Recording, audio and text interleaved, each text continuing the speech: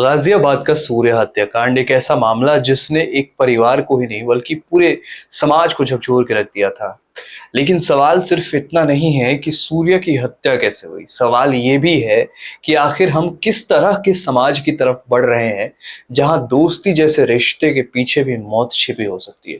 और शायद यही वजह है कि इस पूरे मामले पर उत्तर प्रदेश के मुख्यमंत्री योगी आदित्यनाथ का बयान अब सिर्फ एक राजनीतिक प्रतिक्रिया नहीं है।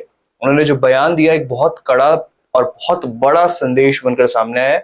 मुख्यमंत्री ने साफ शब्दों में कहा है कि दोस्ती की आड़ में होने वाली बर्बरता और हिंसा को किसी भी कीमत पर बर्दाश्त नहीं करेंगे। लेकिन यहाँ एक और सवाल पैदा होता है कि जब कोई युवा अपराधी बनता है तो क्या उसकी जिम्मेदारी सिर्फ उसकी होती है या फिर उस परिवार की भी होती है जिसने उसे बड़ा किया। योगी आदित्यनाथ ने अपने भाषण में सीधे तौर पर अपराधियों के माता पिता और अभिभावकों की जिम्मेदारी का जिक्र किया। उनका कहना था कि अगर कोई परिवार अपनी संतान को सही और गलत का फर्क नहीं समझा पा रहा तो वो अपने घर की नहीं पूरे समाज की समस्या बन रहा है। और यहीं से ये मुद्दा सिर्फ कानून का नहीं रह जाता, ये सामाजिक जिम्मेदारी का मुद्दा बन जाता है, क्योंकि अपराध अचानक पैदा नहीं होते, उनकी जड़ें बहुत पहले तैयार हो चुकी होती हैं। कभी गलत संगत में, कभी परिवार की लापरवाही में और कभी उस माहौल में जहां गलत को देखकर भी लोग चुप रहना सीख जाते हैं।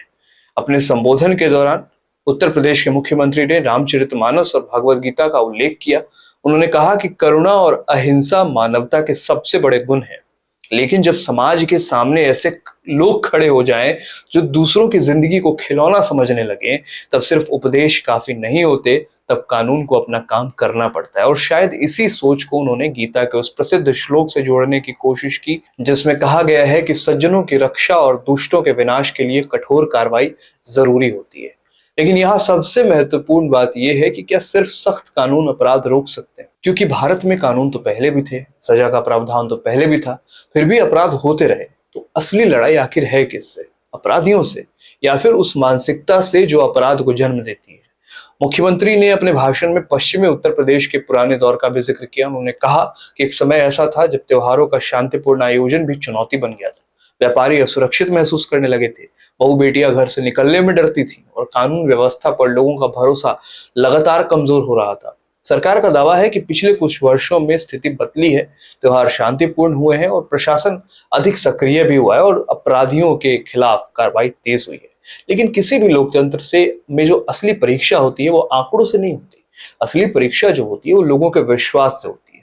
क्या आम नागरिक खुद को सुरक्षित महसूस कर रहा है? क्या माता पिता अपने बच्चों को निश्चिंत होकर बाहर पढ़ने भेज पा रहे हैं? क्या दोस्ती, भरोसा और रिश्ते का मतलब आज भी वही है जो कभी हुआ करता था? सूर्य हत्याकांड सिर्फ एक क्राइम स्टोरी नहीं है, ये उस सामाजिक बदलाव का आईना है जिसे हम शायद नजरअंदाज कर रहे हैं।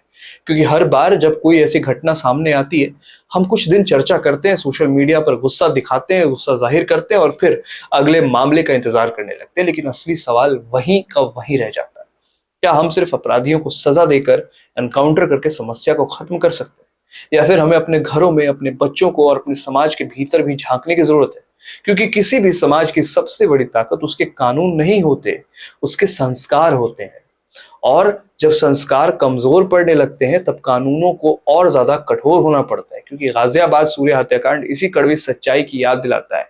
और शायद यही वजह है कि ये मामला अब सिर्फ एक हत्या का मामला नहीं रह गया है, ये एक सवाल बन चुका है जो हर तरफ पूछा जा रहा है। एक ऐसा सवाल जिसका जवाब सरकार को ही नहीं देना है बल्कि हम सबको देना है।